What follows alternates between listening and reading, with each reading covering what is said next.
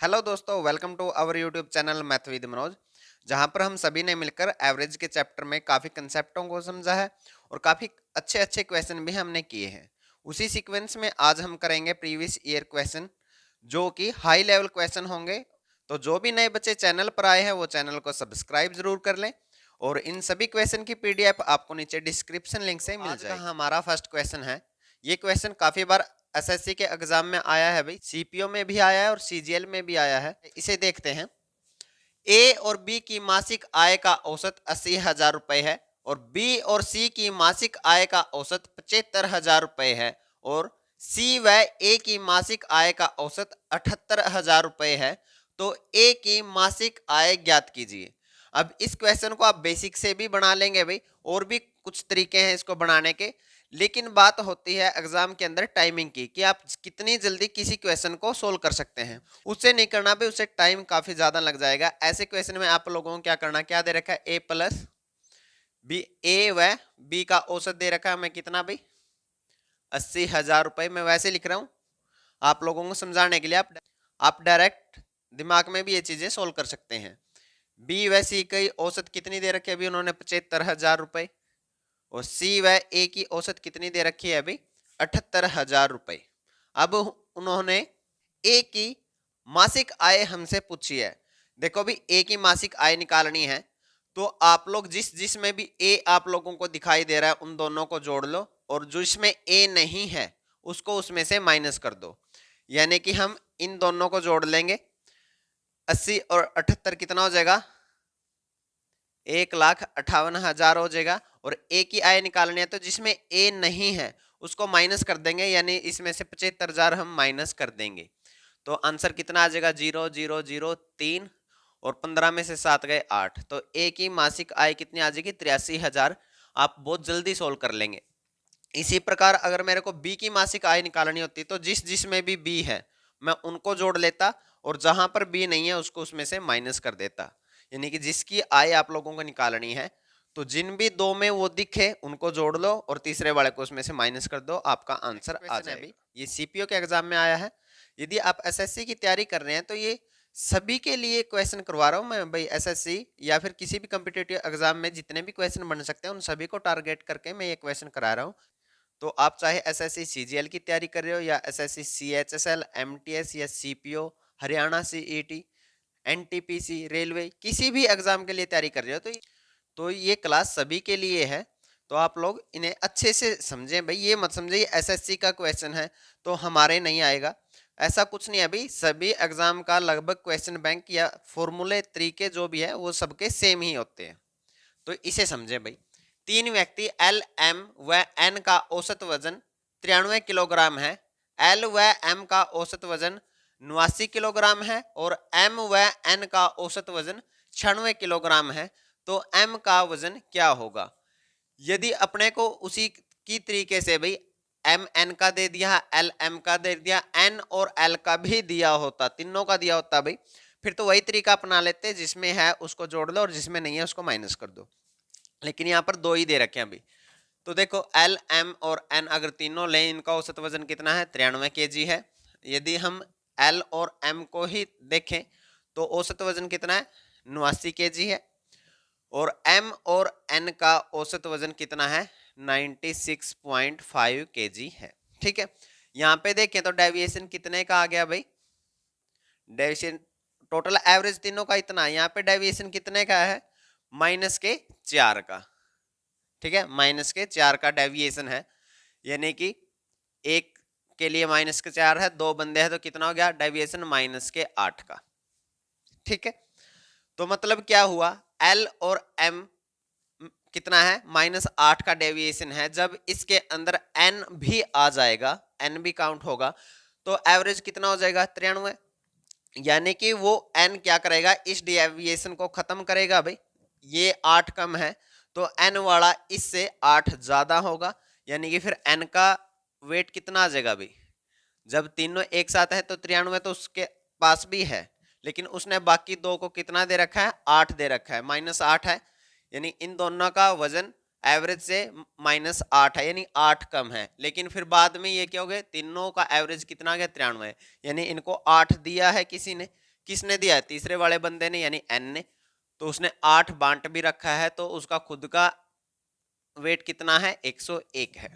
ठीक है, अब देखें भाई m और n, m और n का एवरेज कितना है? 96.5 है, जबकि n का वेट कितना है?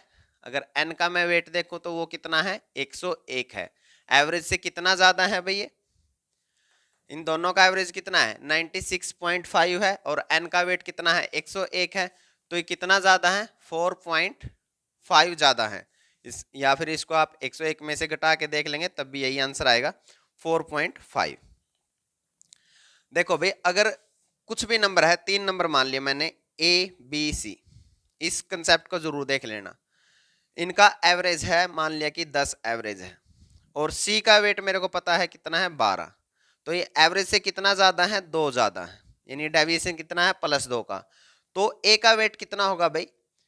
अगर तीनों का एवरेज 10 है तो ये इससे 2 ज्यादा है, तो दूसरे वाला इससे क्या होगा? 2 कम होगा, यानी कितना होगा? 8 होगा, तभी तो एवरेज 10 बनेगा। यानी जो भी डेविएशन आएगा एक की वजह से, दूसरा उस डेविएशन को खत्म कर देगा। तो इसकी वजह से डेविएशन कितना का? +4.5 का है, यानी कि कितना ज्यादा है? 4.5 ज्यादा है एवरेज से। तो जो दूसरे वाला नंबर बच गया, यानी कि m बच गया, वो एवरेज से कितना कम होगा? 4.5 कम होगा। ये प्लस है तो ये 4.5 क्या होगा? माइनस होगा इससे, और इसमें से हम 4.5 कम करेंगे तो कितना आ जाएगा अपना वेट?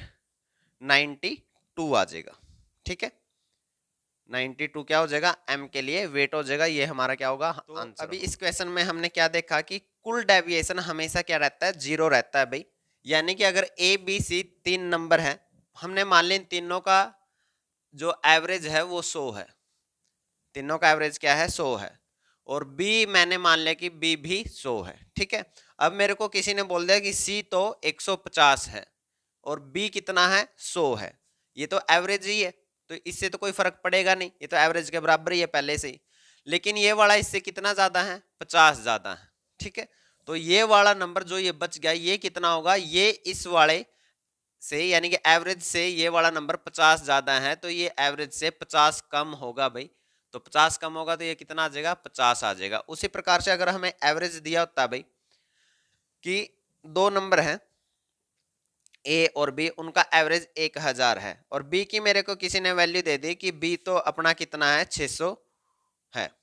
B कितना है? 600 है। तो ये एवरेज से कितना कम है भाई? 400 कम है। तो A की वैल्यू कितनी होगी भाई? A क्या करेगा? एवरेज तो के बराबर, तो अगर एवरेज 1000 है तो हम A को 1000 मान सकते हैं वैसे तो, लेकिन ये 400 कम है, तो इस 400 की भरपाई कौन करेगा? A करेगा। तो A कितना होगा? एवरेज प्लस में ये 400, यानी कि A कितना होगा? 1400 होगा, तभी इन दोनों का एवरेज जाकर 1000 बनेगा। तो यानी कि डेविएशन हमेशा 0 रहेगा। यहाँ पे डेविएशन -400 का था, तो दूसरे वाले नंबर के लिए डेविएशन कितने का आ गया? +400 का आ गया। यहाँ पे डेविएशन कितने का था? +50 का था। दूसरे नंबर के लिए डेविएशन कितने का आ गया? -50 का आ गया, यानी अंतर, यानी कि एक वाला ज्यादा है एवरेज से, तो दूसरे वाला उस ज्यादा को बैलेंस करने के लिए एवरेज से कम हो जाएगा। ये आप लोगों को नेक्स्ट क्वेश्चन है भाई, और अनगिनत बार ये एग्जाम के अंदर आया है, तो इसे समझे।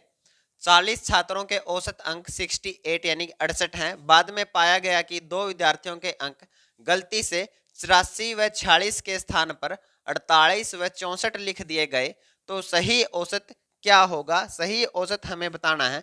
तो बेसिक मेथड तो ये है कि 40 लोग हैं, उनका औसत 68 है, तो ये क्या हो जाएगा? टोटल हो जाएगा। लेकिन गलती से उन्होंने क्या किया? 84 और 46 के स्थान पर कितना? 48 और 64 लिख दिया गया। तो हमें जो गलती से लिखा गया 48 और 64, उनको तो निकाल देना है, और जो सही अंक थे 84 व 46, इनको ऐड कर लेना है, यानी कि जोड़ लेना है, और इन सभी को किसके अंदर? 40 से डिवाइड कर देंगे, तो ये क्या आ जाएगा? सही औसत आ जाएगा। लेकिन इसको कैलकुलेट करना शायद थोड़ा सा मुश्किल हो जाएगा। वैसे आप इसको डिजिटल सम से करेंगे तो आसान भी है। इसके अलावा दूसरा बेस्ट मेथड या बेस्ट अप्रोच क्या है इस क्वेश्चन के लिए, वो जरूर देख ले कि 40 लोगों का औसत कितना है? 68 है। अब हमने क्या लिख दिया? 84 और 46 था, 84 व 46 थे, उनके स्थान पर हमने कितना लिख दिया? 48 व 64 लिख दिया। तो यहाँ पे जो सही नंबर थे वो 84 और 46 थे, तो टोटल कितना आ गया इनका 130 आ गया। और जो गलत नंबर हमने इनकी बजाय लिख दिए वो क्या लिख दिया हमने 48 और 64, इनका टोटल कितना आ जाएगा भाई, ये 112 आ जाएगा। यानी कि लिखना हमने 130 था, वहां पर लिख दिया हमने 112, तो कितना कम लिख दिया भाई हमने, 130 लिखना चाहिए था, सही ये है और ये गलत वाले ये हैं। तो सही तो 130 लिखना था और लेकिन हमने लिख दिया 112, तो कितना कम लिख दिया, 18 कम लिख दिया भाई, 18 कम लिख दिया टोटल में। तो हमें इस 18 को क्या करना पड़ेगा, बढ़ाना पड़ेगा भाई, जो भी हमने लिख रखा है वो तो 18 कम था, तो 68 तो वैसे ही टोटल था, 18 कम लिख रखा है तो इसको हम 18 को जोड़ देंगे। लेकिन ये 18 कितने लोगों के अंदर डिवाइड होगा, जितने भी टोटल लोग हैं, टोटल कितने छात्र हैं 40, तो बटे कितना आ जाएगा 40 आ जाएगा। अब इसको सोल्व आउट कर लेंगे तो आप लोगों का आंसर आ जाएगा भाई, तो 68 प्लस में ये कितना हो जाएगा 9/20 हो जाएगा, 9/20। इसको सोल्व आउट करोगे तो 9 को 2 से भाग करोगे तो 4.5 और नीचे 10 बचेगा तो उसका ना का भी पॉइंट, तो सही औसत आप लोगों का कितना आ जाएगा 68.45 क्या आ जाएगा, आप लोगों का सही औसत आ जाएगा। तो आपको इस डेविएशन को ही मेंटेन करना होता है भाई। अगर 18 कम लिख दिया तो हमें उसको 18 बढ़ाना पड़ेगा, तो 18 बढ़ा दिया और टोटल लोग कितने हैं 40, तो 40 के अंदर बंटेगा। अगर यहीं पे हमने क्या लिखा होता भाई 18 ज्यादा लिख दिया होता, तो हम 18 को क्या कर देते माइनस कर देते और कितने में बांटते, वही जितने भी टोटल लोग हैं। तो ऐसे इस क्वेश्चन को आप बहुत जल्दी से कर सकते हैं। वैसा ही क्वेश्चन है अभी जैसा पीछे किया है हमने, ये किसी एग्जाम में नहीं आया लेकिन हो सकता है कि आगे पूछा जाए। देखें 100 संख्याओं का औसत 63 है, बाद में पाया गया कि दो संख्याओं को गलती से 37 व 76 की जगह 73 व 67 लिख दिया गया, साथ में यह भी पाया गया कि संख्याएं केवल 90 ही थी, तो सही औसत ज्ञात करें। तो कोई बेवकूफ स्टूडेंट था भी जिसको औसत निकालना था, उसने औसत निकाल दिया भी 100 संख्याओं का 63। बाद में हमें पता चला जब चेक किया कि जो 37 और 76 लिखना था उनके बजाय उसने 73 व 67 लिख दिया, यानी संख्याएं के अंक बदले गए उसके गलती के कारण। यानी कि पहले कितना था 3 और ये कितना हो जाएगा भाई आप लोगों का 113 लिखना था, उसके बजाय उन्होंने कितना लिख दिया 140 लिख दिया। तो कितना ज्यादा लिख दिया, पहली बात तो उसने 27 ज्यादा लिख दिया। उसके साथ साथ उसने एक गलती और की कि संख्याएं केवल 90 ही थी, वो 100 मान के औसत निकाल बैठा। तो इस क्वेश्चन को कैसे सोल्व करेंगे भाई, इसको हमें बेसिक से ही करना पड़ेगा कि टोटल कितना आ जाएगा 100 संख्याओं का 63 गुणा में 100, क्योंकि वो तो 100 संख्याएं मान के ही टोटल किया है, तो एवरेज निकालना होगा तो उसने डिवाइड भी कितने से किया होगा 100 से। तो ये तो क्या आ जाएगा टोटल। अब हमने इसके अंदर क्या लिख दिया 27 ज्यादा लिख दिया, तो हमें क्या करना पड़ेगा, जो ज्यादा लिख दिया उसको वापस से कम करना पड़ेगा भाई सही औसत के लिए। और संख्याएं वास्तव में है कितनी 90, तो 90 से डिवाइड कर देंगे, ये टोटल आ जाएगा, ये टोटल संख्या है, यही तो एवरेज होता है, ऊपर टोटल जोड़ नीचे टोटल संख्याएं। तो इसको आप चाहें तो 9 से काट लें भाई, ये 9 से कटेगा तो 10 आ जाएगा, ये 7 आ जाएगा और ये कितना आ जाएगा 3, यानी कि 700 माइनस के 3/10 आप लोगों का सही औसत आ जाएगा। सोल्व करेगा तो कितना आ जाएगा 69.7 आप लोगों का सही औसत होगा। नेक्स्ट क्वेश्चन है भाई, बहुत ही अच्छा क्वेश्चन है। ये वो क्वेश्चन है जिसको सभी टीचर नहीं करवाते भाई, कुछ चुनिंदा टीचर ही ऐसे क्वेश्चन करवाते हैं, लेकिन ये क्वेश्चन एग्जाम में आपको जरूर मिलेंगे। देखें 18 संख्याओं का औसत 37.5 है, 6 संख्याएं जोड़ी गई जिनका औसत x है, जिससे सभी का औसत 1 बढ़ गया, तो x का मान ज्ञात करें। तो x हमें बताना है कि क्या है। देखो 18 संख्याओं का औसत कितना है 37.5 है, उसके बाद 6 संख्याएं और जोड़ी गई जिसका औसत कितना था x, और अब औसत क्या, सभी का औसत क्या हो गया भाई 1 बढ़ गया, यानी कि अब औसत कितना हो गया 38.5। लेकिन संख्याएं भी कितनी होगी 18 तो ये थी, 6 और जोड़ दी संख्याएं कितनी होगी 24। अब हमें बताना है कि x की वैल्यू क्या थी। मैंने बोला है भाई अगर औसत से कम ज्यादा हो तभी जाके अपने टोटल औसत पर फर्क पड़ता है भाई।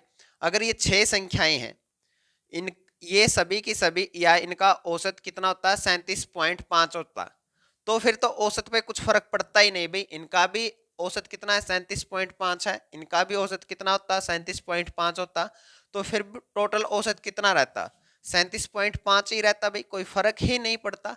लेकिन क्या हुआ कि अब औसत एक बढ़ गया, यानी कि ये जो 6 संख्याएं आई हैं, अगर ये 37.5 होती तो औसत पे कोई फर्क नहीं पड़ता, लेकिन अब औसत एक बढ़ गया, यानी कि इसने सभी को एक एक ज्यादा दिया है भाई, सभी को एक एक अंक दे दिया, और टोटल संख्या अब कितनी हो चुकी है, 24।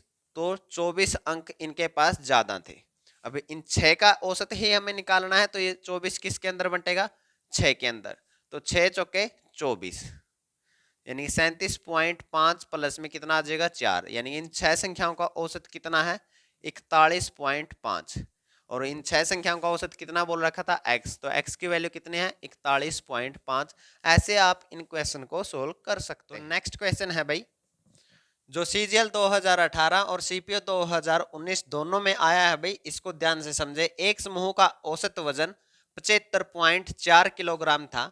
4 लोग जिनका वजन 72.9, 73.8, 79.5 और 87.4 किलोग्राम और समूह में शामिल हो गए।